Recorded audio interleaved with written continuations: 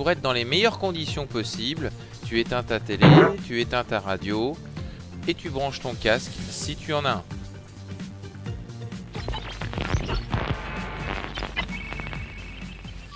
Bonjour à tous, aujourd'hui on va étudier les trois états de la matière ou les trois états de l'eau. Alors ces trois états sont l'état solide, l'état liquide, l'état gazeux.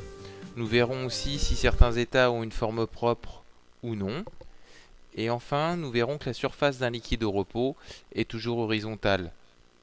Donc avant de poursuivre, je dois vous préciser que ces températures d'état évoluent avec la pression ou l'altitude.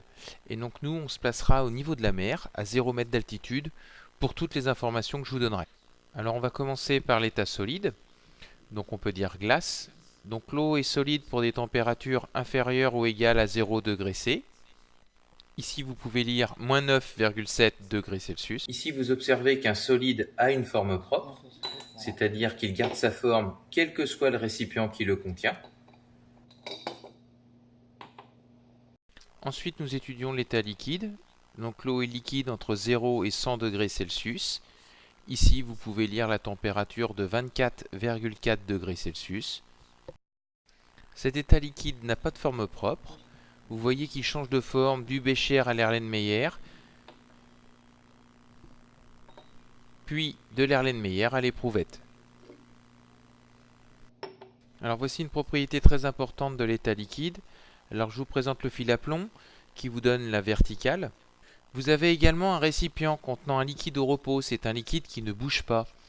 Vous observez que quelle que soit l'inclinaison du récipient, la surface du liquide est toujours perpendiculaire au fil à plomb.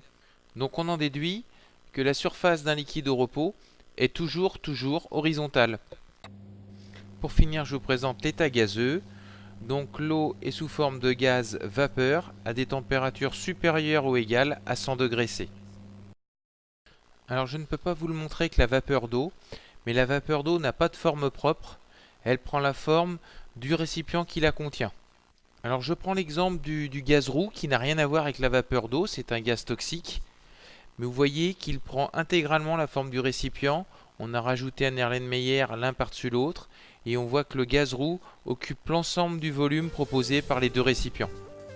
Alors une fois en classe, nous étudierons les changements d'état.